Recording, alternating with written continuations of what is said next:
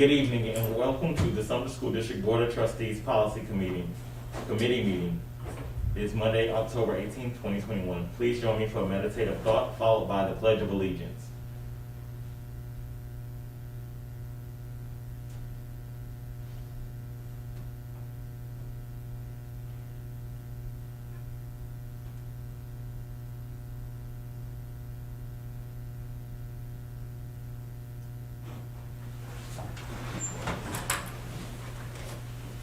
I pledge allegiance to the flag of the United States of America and to the republic for which it stands, one nation, under God, indivisible, with liberty and justice for all.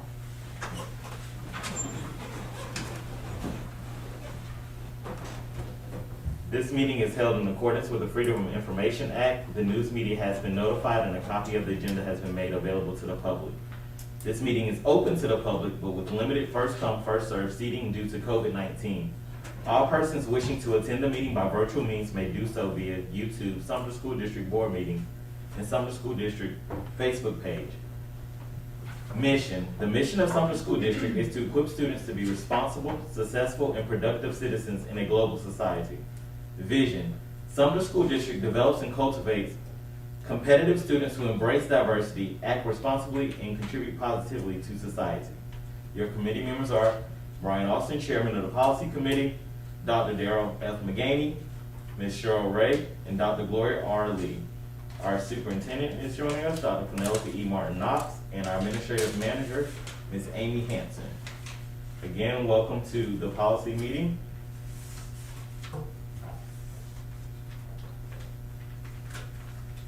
We're going to get started with item number 2, the agenda. Hopefully everyone's had a chance to review the agenda. If there's no objections to the agenda will stand approved. Hearing none, the agenda will stand approved. To item 3, review of policies and possible amendments. 3.1, review of policy ACB, educational equity, and sample policy ACA and ACA-R equity. I'm going to turn it over to Dr. Martin Knox and her staff for an update on where we are with this policy.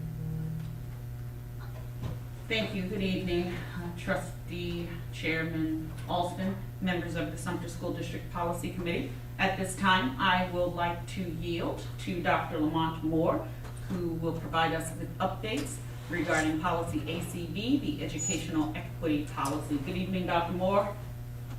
Good evening to Dr. Martin Knox and to the board. Thank you for taking time to hear some updates. We have some exciting updates. I'm going to take a few minutes of your time to let you know where we are with our process on equity. We did have a new member join our team, so Dr. Melissa Morris, who is a principal at Shaw Heights Elementary. She has joined the team and has already started contributing some great ideas to the discussion process. Last week we had our most recent meeting, and we talked about We need to recess for just a moment. We're going to take a brief recess. Arby?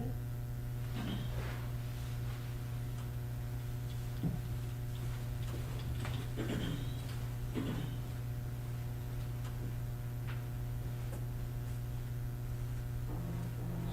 you test it? Dr. Moore, can you hear us? You're gonna have to speak into it. Dr. Moore, can you hear us? His picture is frozen, so he's disconnected yet.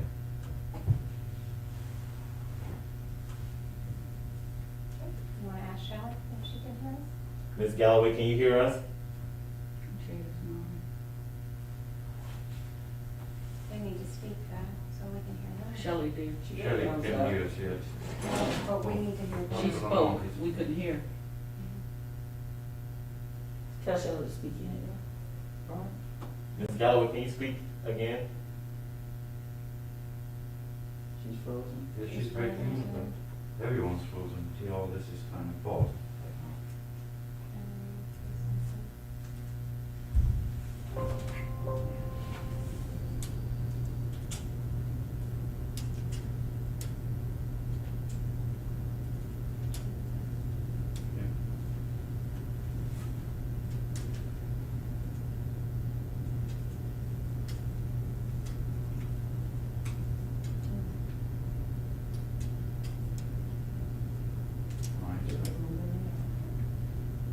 Dr. Moore, can you hear us?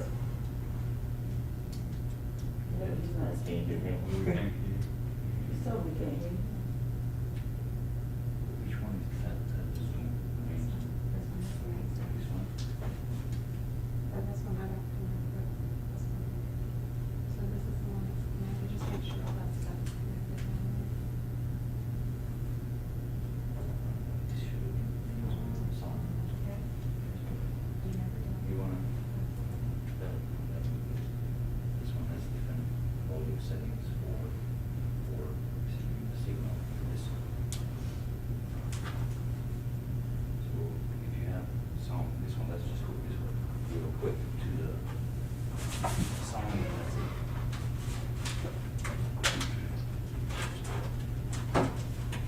Why did the sound out of it suddenly stop?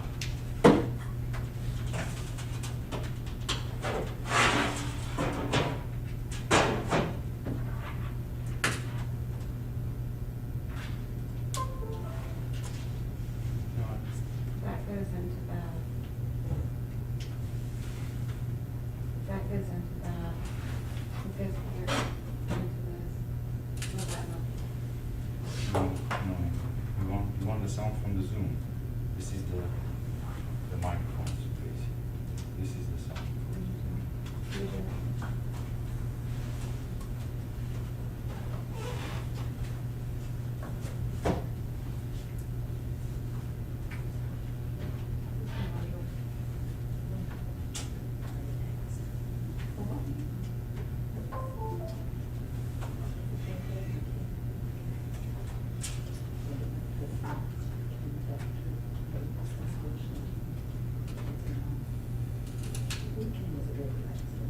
This has the names on it.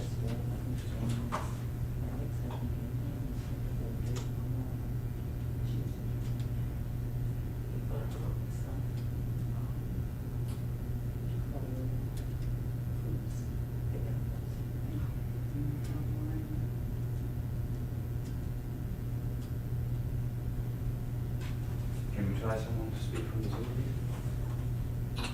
Ms. Calloway?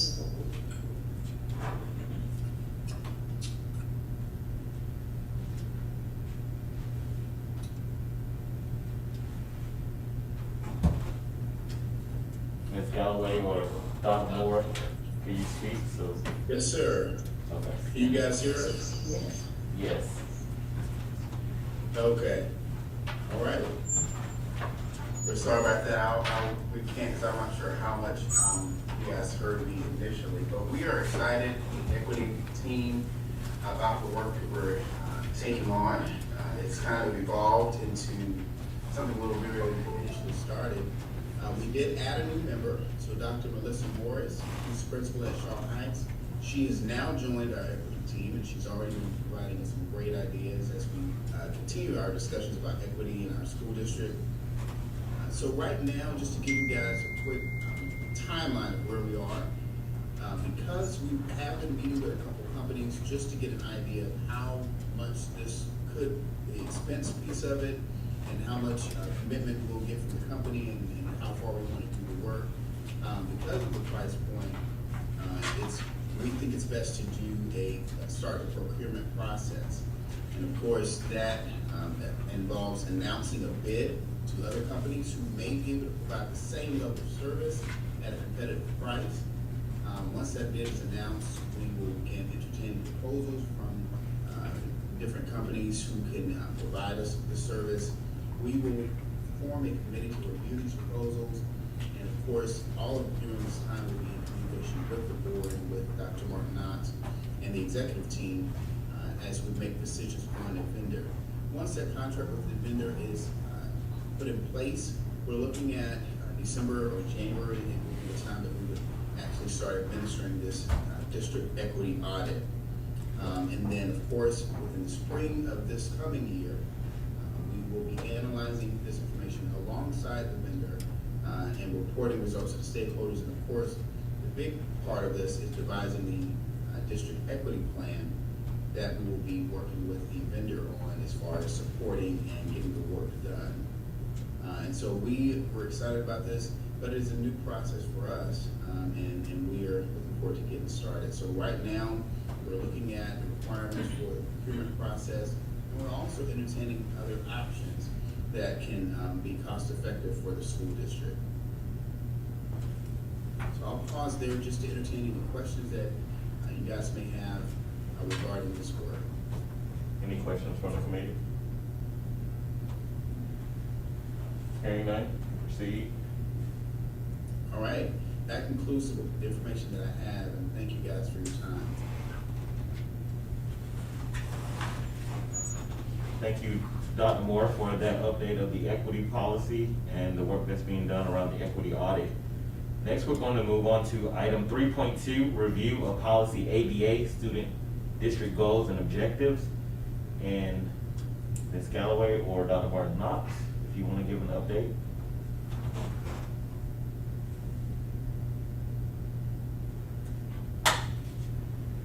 Good afternoon again. At this time, I'd ask Ms. Galloway to provide us with updated information as it pertains to policy ABA, district goals and objectives. Ms. Galloway? Yes, ma'am, I'm trying to share my screen for 1 second.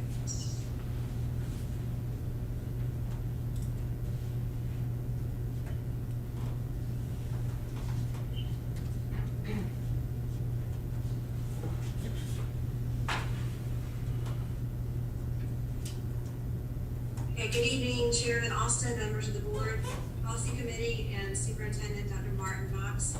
It is indeed a pleasure to present once again information regarding policy ABA, Sumter School District goals and objectives.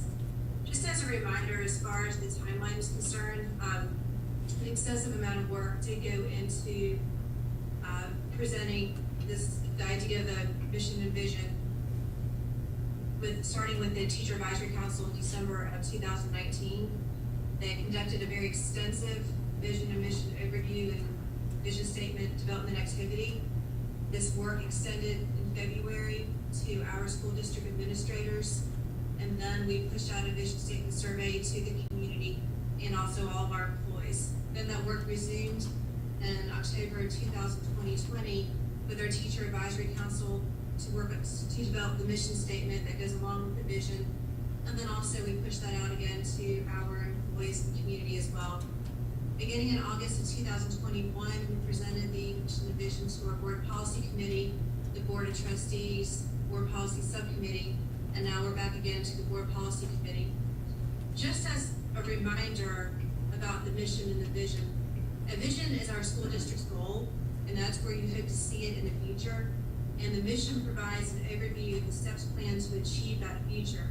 So a vision is very concise and easy to recall, whereas a mission is lengthier and more explanatory in nature. So the recommendation again for the vision statement, the current vision statement is Sumter School District will educate all students to embrace diversity, act responsibly, contribute positively in a competitive global society. The recommended vision statement is Sumter School District educates, empowers, and enriches the lives of every student in every school every day. And then as regarding the mission statement, the current mission statement is the mission of Sumter School District is to equip students to be responsible, successful, and productive citizens in a global society. And the recommended mission statement is the mission of Sumter School District is to provide a high-quality, diverse curriculum to ensure students acquire the knowledge and skills and core values necessary to be successful in the community and across a global society while caring for our students' social and emotional needs. And once again, this was the work of our teachers, our community, our administrators, and also our employees. The mission and vision drives our strategic plan, and as you know, we are in the midst of revising our 5-year strategic plan right now, and this will drive every state through the next 5 years. And I will turn it back over to Mr. Austin and Dr. Martin Knox. This policy is before us as a policy committee again. When it was presented to the board, there was concerns about adopting the revised vision and mission statement. And the full board sent this policy back to us for further discussion. I will say before I open the floor for questions and comments, that when this policy was presented to the subcommittee members on August 26th, there was full support of the subcommittee members for the revised vision and mission statement. They like the new revisions that's been made to the vision and mission statements, and I'll open the floor at this time to comments and questions regarding the policy. Yes, Mr. Chair, I have several. I heard back in 2019 where sound like when everything started. I don't ever recall the board having a conversation on adopting or amending. Let me first commend the work of the committees. Let me start off by saying that first. I commend all the work that has taken place thus far from every party who participated. However, let's be mindful, this is board policy. The board sets policy, and with that being said, the board, I don't recall ever having a conversation on looking at referring or recommending the committees to go ahead and let's look at amending the policies. I don't have a problem with everything that took place thus far, with the exception as a policy member and a board member, with the exception that it appears to me that the cart was placed before the horse. I'm still back at the fact that I don't ever remember a conversation from the board taking place saying we need to look at our policy. Our policies can be amended at any time. The superintendent and staff are more than welcome to recommend policies to the board, and Dr. Martin has been doing that, saying this policy, we need to look at this policy and that policy, equity and all that. That's not what I'm saying. She can't do that. What I'm saying as a board member, I don't ever remember the conversation of the mission and the vision being discussed that we need to look at tweaking it or revising it for us since we're in our strategic planning. And a board agreeing to move forth with that policy. For years, there has never been an issue with the mission and vision, but there are certainly a whole lot of other policies that has been recommended that we need to tweak and look at, especially when it comes to state law and our policies. We have not tackled those as of yet, but we're tackling policies like our mission and vision that has never been an issue for years. Now all of a sudden it's up for being amended, and not saying not saying that not any of our policies can't be amended. It can. However, these are board policies, and any policy in our district can be tweaked and amended, but it starts with the board. And I do not remember that ever taking place, and that's what I'm saying. Once again, I commend everybody that participated, worked hard, and did everything. But I just need to remember, and as far as what's being recommended, some board members had some concerns with the recommended policy the last time, and I don't hear any of the recommendations that the board members wanted to see. I'm hearing the same thing that was presented to us before. The very exact same recommendations. I don't hear what the issues and the concerns that the board members have with the policies, like I heard merging them together. I don't hear any of that. My next thing is, I need to know, when will this board have a conversation, the full board have a conversation on the mission and the vision? Because we had a conversation and it was told to take it back to the policy, take it back to the staff, in which they did. But like I said, to me, they're bringing the same recommendation back to us. That's what it sounds like to me. So, Mr. Chairman, I'm asking you, when will the full board have? We had a conversation, but that conversation that went back to the policy, to the subcommittees or the committees that did the work, I don't hear any, and like I said, I don't hear any of the changes. So my question is, when are we going to discuss the few board members who had some concerns with what they thought should be in the policies, because if I'm not mistaken, there were some who liked the way the policies are already in place. I'm being one. And I say that I'm being one. I like what we already have in place. Not saying I'm not open to the new recommendation. However, some other board members said they wanted a collaboration of the new one and the existing one. This is what I'm hearing. I'm hearing get rid of the one that was already there, and let's look at the new one. And that's not what the board members were talking about. If we're gonna do this tweaking, let's make sure all of our board members are on board along with what the committee is recommending. And I know what the committee is recommending still has to go back to the board. What I want to prevent is when the committee bring it to the full board, the board say, send it back to them. And I don't want to go this back and forth. Let's go ahead and resolve it together, and let's go ahead and put it to rest and move forward. What we're trying to do with the strategic plan, with the new recommendation, should not hinder the strategic plan, because we already have a mission and a vision already. So it's not like the mission and vision is holding up progress on something, because it's not. We already have something in but we can still work on tweaking it as we move forward. Thank you very much, Mr. Chairman. Reverend McGaney, this is a response to your concerns when it comes to the revisions. The full board sent the revised vision and mission statement discussion back to the policy committee for the policy committee to iron out their concerns. One of those concerns was community input. And I believe it was Mrs. Ray that stated that there had been a lot of community involvement and input put into this policy, and that we should respect the wishes of the community as well. It was taken to the subcommittee, and the subcommittee was presented with the concerns of the board members about merging the policies together. The subcommittee members, that's made of our community stakeholders, did not feel the need to merge the current vision and mission statements with the revised vision and mission statement. There was full support for the revisions. I'm bringing that before us tonight for us to iron it out so that we can have the discussion on where we stand with the vision and mission statement.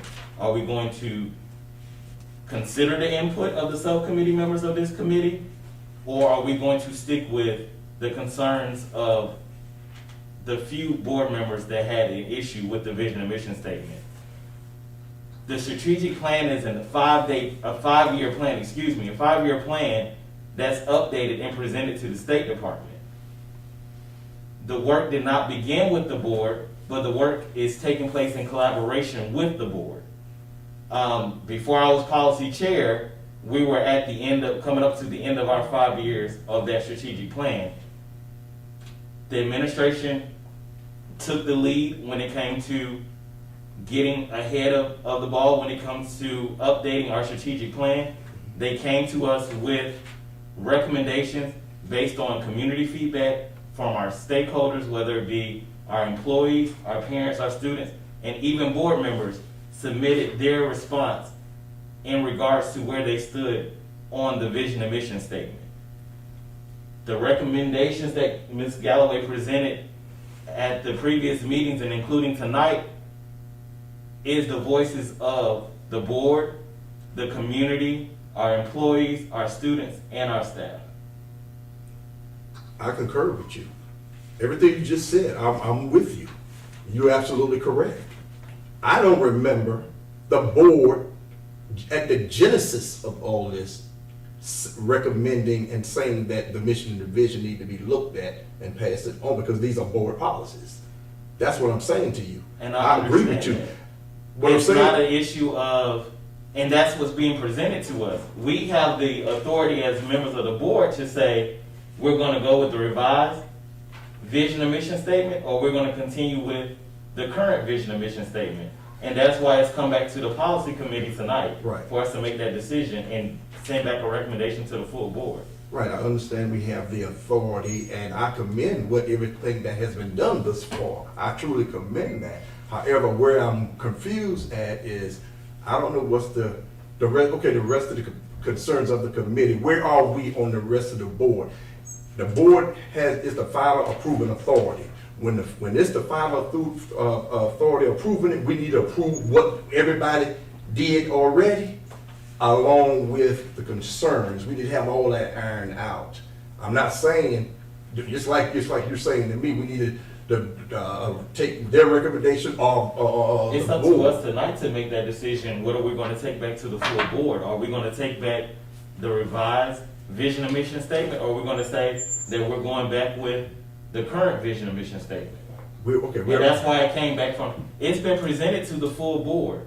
The full board With concerns. addressed those concerns. Okay, what are their concerns? The concerns was merging the new and the revised, the current and the revised vision and mission statement. And that's in the recommendation? That was from the full board to come back to. That wasn't a consensus of this body, the Okay. policy committee. Okay. And it was also said to get the input of the subcommittee. The subcommittee unanimously came back for consent and said their advisement to the policy committee is to go with the revised vision and mission statement. They're an advisory body of this committee. They don't have voting privileges, but they advise us on where they stand as community members.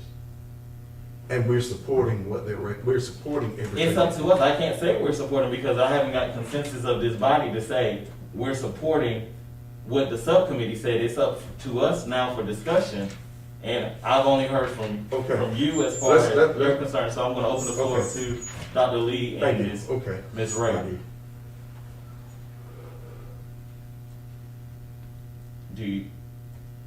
Are we in support of the revisions? Are we in support of the merging of the two? Or are we in support of sticking with the current?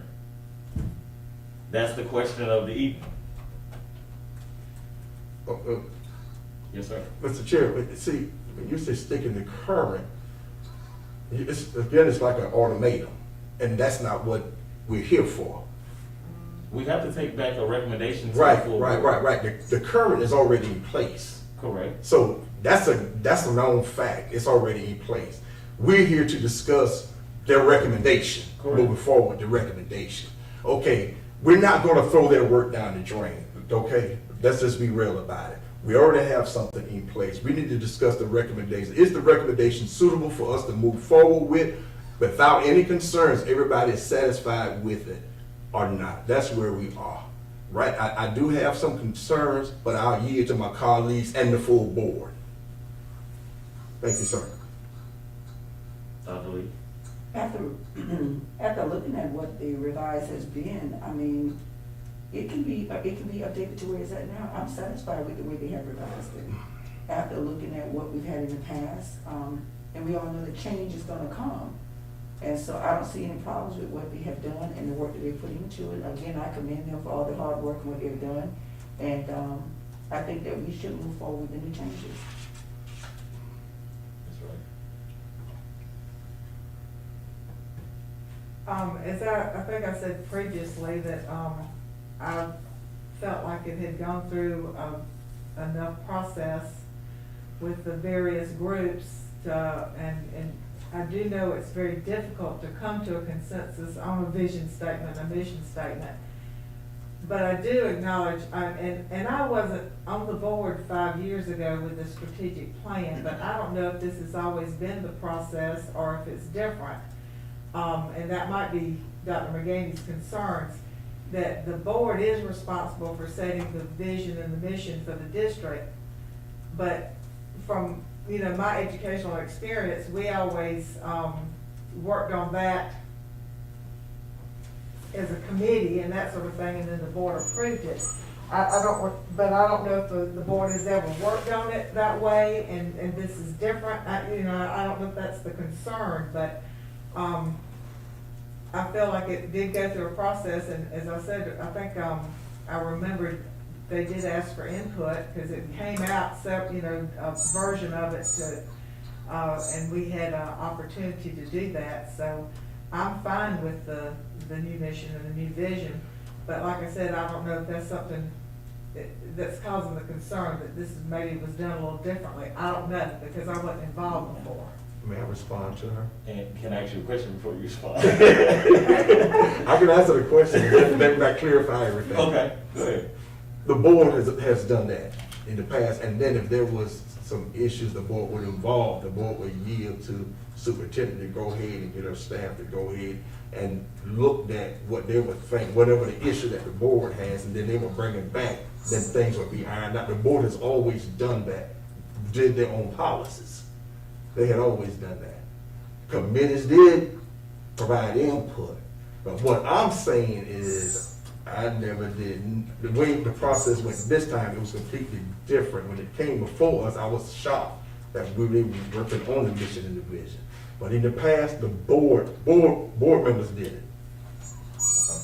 So my question is, during your tenure as chairman of the board, or your tenure as chair of the policy committee, if I'm hearing you correctly, the updates to the strategic plan began with the board. The updates to the strategic plan, conversations took place before anything started, and then the district did what they had to do, and board yield to the district. The conversation at the genesis started with the board. Say, this is what we're getting ready to do and look at. We're getting ready to look at the strategic plan. What are your input? What are your thoughts? They talk, discuss. Okay, Madam Superintendent, we're gonna authorize you and the staff to go ahead and do what y'all gotta do. I guess my concern is that this policy was issued in September of 2015. 5 years from there would have been September of 2020. And there had not been any work done to, as a member of this board, there had not been any work done. And I don't think that it should be an issue because it did not begin with the board having the conversation. It began with the administration. I don't see where there's a disconnect about who began the process when this process has to take place every 5 years. And with all due respect, this would have started with under your leadership as the policy committee. That's what I'm telling you, board policy. In 2020, when I was the policy committee, that did not took place, but last year, at the genesis of this quote unquote pandemic, we were in such a state of crises, a whole lot of stuff got deviated in 2020. And I think that's where the administration picked it up. I understood that, I understand that. But we shouldn't deviate from the fact that this is something that has to be done. And I understand your concerns and the concerns of the other board members that are not a part of the policy committee, that they feel as though the vision and mission statement are fine. We're one board, and your concerns have been heard. Your concerns have been shared with the subcommittee. Your concerns have been shared now with the policy committee again. And the consensus of the policy committee at this point, from what I'm hearing, is that we're moving forward with the recommended vision and mission statement. To the full board. That's to the my full consent. board. And I said the same thing too. I'm not gonna let their work go down the drain. Right. So let's just set the record straight. So we can. I'm on board with that too, because all the work they did, I commend them. Okay? So we can move forward and say the consensus of the policy committee as of tonight is to take it to the full board to the full for board. discussion. The full board sent it to the policy committee for discussion so that we can iron it out and bring to them a recommendation of the recommended or the merging of the current Right. and the revised. And the consensus that I'm hearing from this body tonight is that we're going to send to the full board the revised vision and mission statement for discussion and approval. Yes, sir. Okay. Is there any more questions or concerns concerning policy ADA school district goals and objectives? Hearing none, we'll move on to 3.3, review of policy ADD, face covering.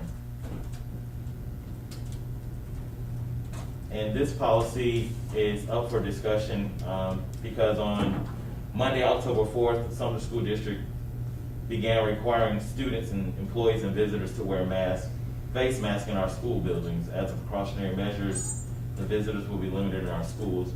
And this policy, I think the only language that needs to be changed on this policy is the may needs to be changed to will. And where it says face coverings are strongly recommended, it says, it should say that face masks are required. Is there any further discussion on policy ADD, face covering?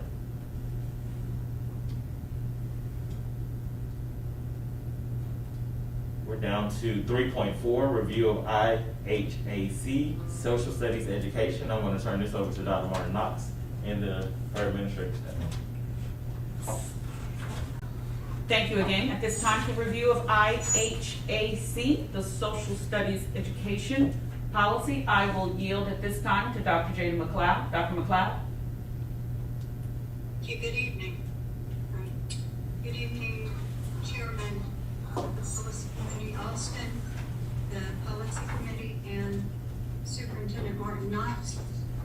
This policy is being brought before you just for some semantical language in the first two paragraphs, and I am recommending that we follow the model that was provided. What they've done is, with the implementation this year of the 2019 social studies standards, the language changed slightly, and they're trying to make sure that all the language does follow what's in the actual state standards. So that would be the only change. It's actually lifted right out of the standards, where it says, through implementation of the state academic standards, students will achieve college and career readiness by learning to analyze historical evidence, evaluate it, and then demonstrate their understanding of that evidence. So there was a slight change in the social studies standards. They went to a thematic organization, which includes the areas of history, geography, economics, and civics and government. So they just restructured it slightly. The rest of the information in the policy is still up to date concerning the Constitution and Citizenship Day, as well as Veterans Day.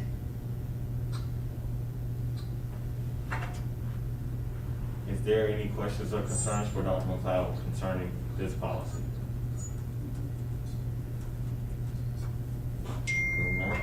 Thank you, Dr. McLeod. Dr. Martin Knox, will you proceed with item 3.5, review of Ika-R grading assessment systems? Yes, sir. I will yield again to Dr. McLeod for review of Ika-R grading assessment systems. Dr. McLeod? Yes, this is the rule for our grading and assessment systems to be in alignment with the state UGP and our work on the revisions of the kindergarten through second grade reporting. We have adjusted for it to state that kindergarten through grade 2 will student progress in these areas will be based on the 3 areas of met, progressing, and did not meet, and there's a slash also if it hasn't, the instruction has not occurred for that skill yet. That is a change from 4 levels. The teachers felt very strongly that trying to determine beginning was difficult, because if they're beginning to learn, they're progressing, and they just struggled with that. So that would be the change in the rule for IKA to align it with the state uniform grading scale and our work on the revisions of those reports to parents. It's IKF, IKF, or she's still on IKA? she's on IKA. Is there any questions for Dr. McLeod or for Dr. Martin Knox concerning review of Ika-R grading assessment systems? Hearing none, Dr. Martin Knox, and I'm assuming Dr. McLeod can proceed with item 3.6, review of policy IKF and IKF-R graduation. Dr. McLeod, would you proceed, please, with policy IKF and rule IKF for graduation, please? Yes. IKF, the actual policy, we wanted to make the recommendation, and this was based on information that we had been receiving for the status of valedictorian and salutatorian. It used to state the semester of their senior year. We would like that to be the valedictorian must have the highest grade GPA in a class by completion of the first semester. We would like to change that by the 775th day of their senior year. So we're giving them that second semester also because, as you're aware, some of these are very heated contests for valedictorian and salutatorian. They also have to have completed a minimum of 5 honors, AP, or dual credit classes, and have completed 4 AP or dual classes, and be currently enrolled in year-long honors, AP, or dual credit classes.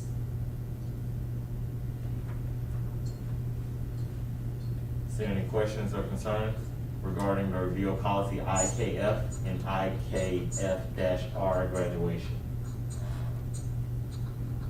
Hearing none. Thank you, Dr. McLeod. And now we're gonna move on. Sorry, we did have Okay. a recommendation for the rule that is associated with IKF for graduation requirements. As it's noted that keyboarding can no longer be substituted for the half of the computer science requirement for incoming freshmen that began in 2018-2019. This is to be aligned with the state UGP, and the addition of a student must pass a high school credit course in science in which the end of course examination is administered. Currently that is Biology 1, was recommended by the State Department. Thank you. Any questions or concerns? Hearing none. Thank you again, Dr. McLeod. Yes, sir.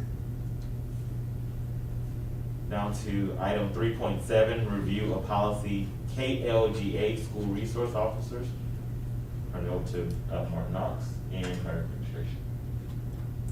Thank you again, Mr. Alston. Regarding school resource officers, there's been ongoing dialogue with our committee for a while, and it is actually a topic that is communicated clearly across the nation when it comes to school policing, if you will, and the utilization of our school resource officers. And at this time, I'll yield to Mr. Myers and Mr. Williams, who just a few months ago attended a conference in which they reported to you all the last time they presented regarding school resource officers. So Mr. Williams, Mr. Myers, I'll yield to you. Thank you, Dr. Martin Knox. Good evening, Chairman Alston, members of the committee. We're pleased to have another opportunity to briefly bring you up to speed on our school resource officers policy KLGA. I want to give the definition of school resource officer, and it is a school resource officer is a sworn law enforcement officer who has completed the state-approved basic enforcement instruction and is assigned to the school district to act as a law enforcement officer. At this time, I'm going to yield to Mr. Williams so that he can highlight the roles and responsibilities of a resource officer and talk briefly about the memorandum of understanding. Mr. Williams.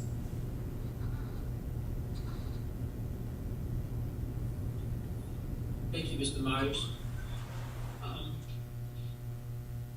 The biggest thing we want to point out with the roles or modifying the roles, the school resource officer, we wanted to move it from the policing aspect, although that's a given as far as their certification, but we wanted them to move more into that mentoring and teaching and supporting our students and help building those relationships with the kids and the parents as well as the communities in the school. And a lot of the language in here, the revision that we made spoke on that, moving from the policing aspect of it. And I wrote down to the roles, establish and maintain those close partnerships with school administrators, making sure that annually that they're reviewing the roles and expectation with the administrators in the school, more training with law enforcement and school administrators on the SOR program as a whole. And as far as the MOA, it's still a work in progress. We're still meeting with our committee to look at that. And once we get some finalization to this policy, it'll kind of give us the footing that we need to move forward with the language in the MOA that's we're currently trying to put together. Thank you. Are there any questions? Yes, sir. Mr. Williams, you know how long it'll be before you have that MOA done? What's the anticipated timeline? Well, with the change in language in the policy, it's hard to draft for the finalization on the MOA until the policy itself. And there's another with the law enforcement policy, KLG, which is law enforcement. All that language kind of pulled together that will feed the MOA as well. Mr. Chair, I just request that this policy committee know what that MOA is. When the final results come in, that this policy committee on the full board know the verbiage in that MOA. Mr. Williams, Would you like to have a copy of the one that's currently in place? No, I'm just the one that they're working on. Thank you. so Mr. Williams, the copy of the policy that's here before us for review, is that a recommendation for us to consider, or are you still working or ironing that policy out? Could you hear me? The policy that. This is the recommendation from our committee Okay. to the policy committee for consideration. Yes, Okay, thank you. Any discussion from the policy committee on the recommended policy amendments to KLGA school resource officers? And may I also add, with the work, what Mr. Williams is referring to, with all the work that we do, we always have a panel or a focus group that's put together so that there are multiple perspectives in the work that we are doing and engaging in. So we have assistant principals, district staff participating in the focus group for school resource officers in that MOU. So they will work collectively, and from their work, those recommendations will then be brought forward to the policy committee and to the full board. Question? Madam Superintendent, do we have any law enforcement officers working along with the committees? Yes, sir, we do. Thank you. Thank you, Mr. Williams, for that update, and if there's no discussion amongst the committee on policy KLGA, we'll move forward to the next item. Hearing none. At item 3.8, discussion of policy related to the Open Carry with Training Act. And allow Dr. Martinoff and her staff to give an update on where we stand with this policy. So there has been an update from the last time that we had conversation, and the effective date is August the 15th of 2021. One of the things that we discussed is the Open Carry with Training Act.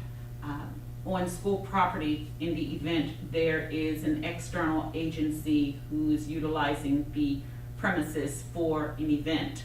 And there have been some changes or some additional language, if you will, that's been added to that will help us drive the work. Mr. Williams or Mr. Myers, would one of you like to continue with the discussion regarding the language, if you will, to the Open Carries with Training Act that impacts schools and external organizations?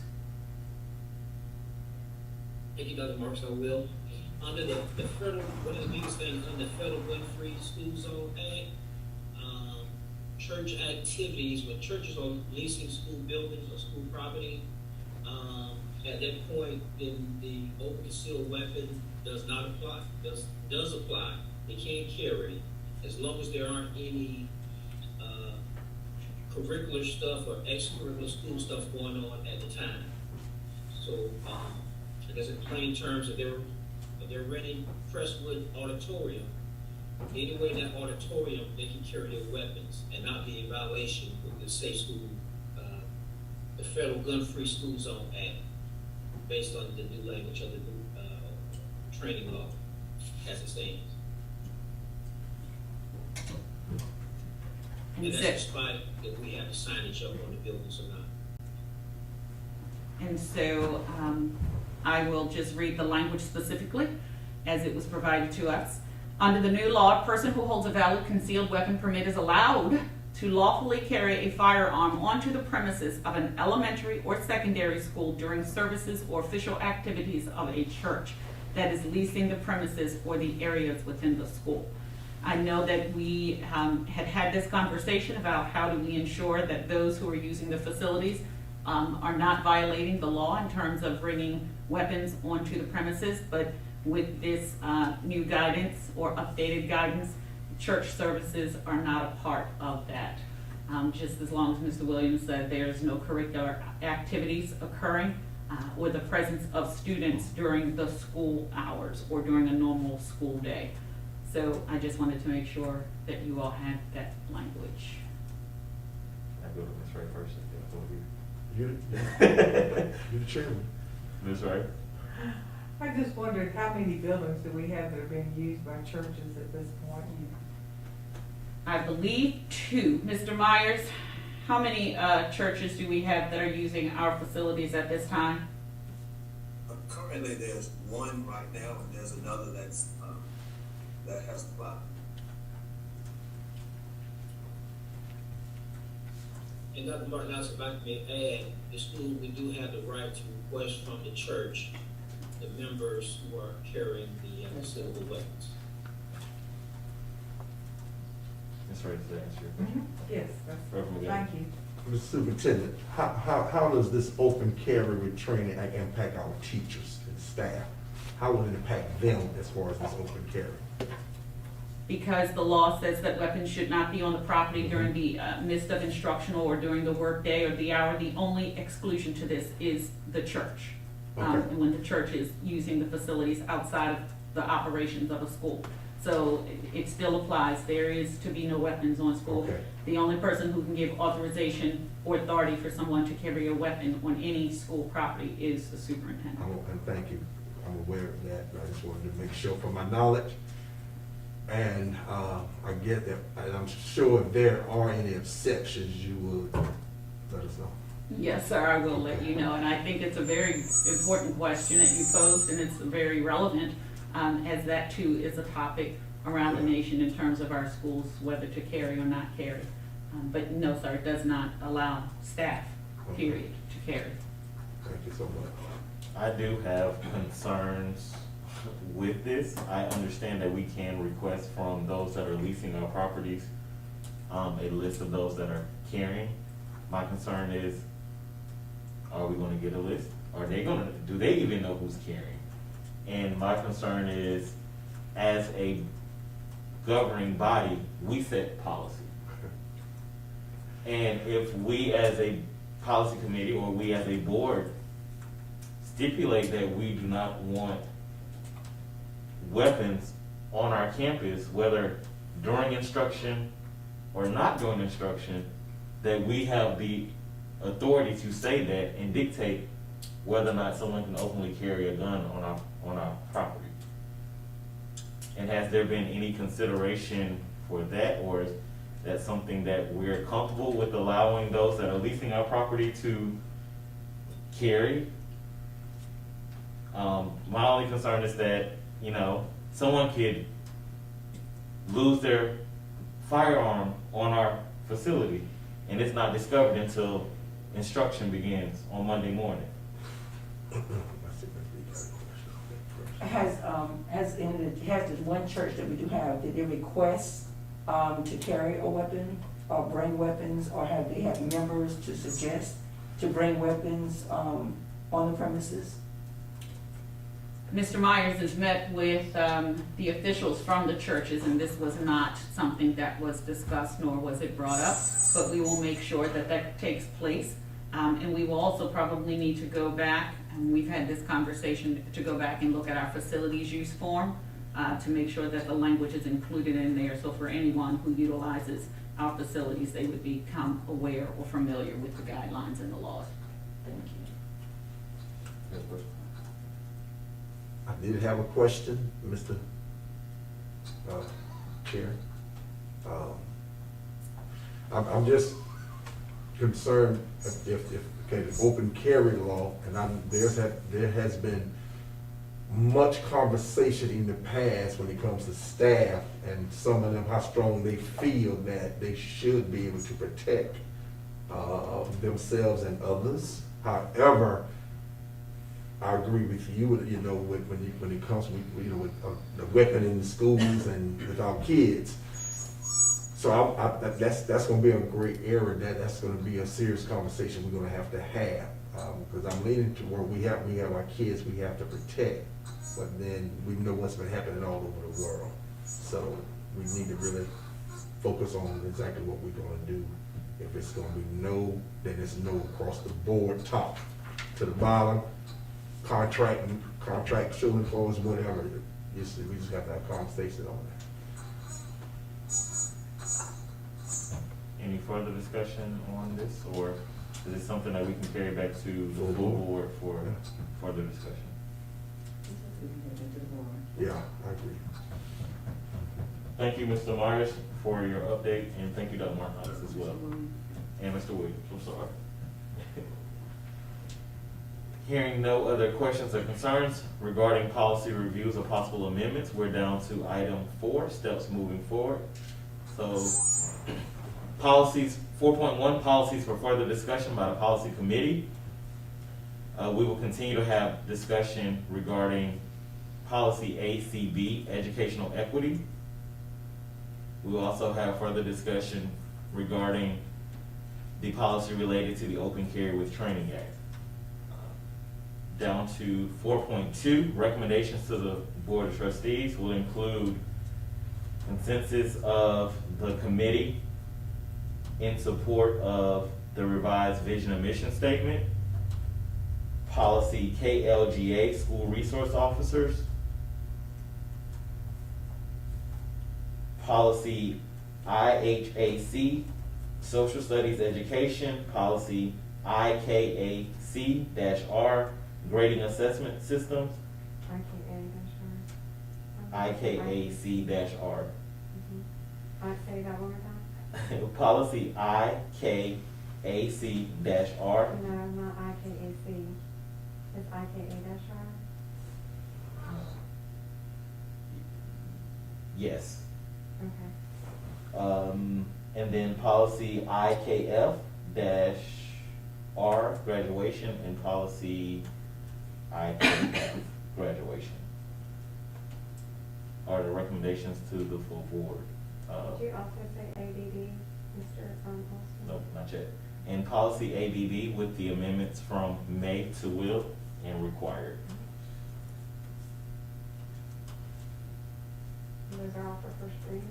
Yes, ma'am.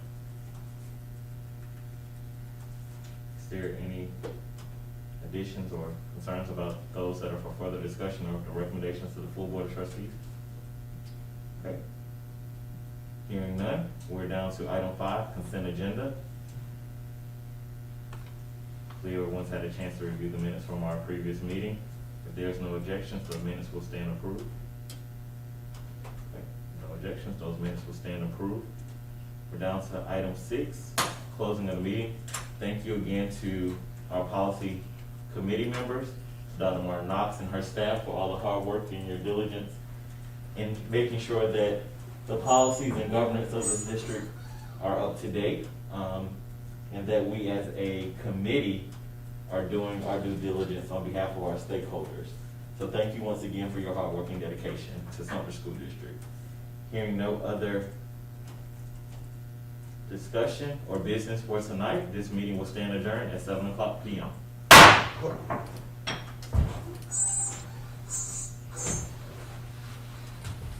we're off.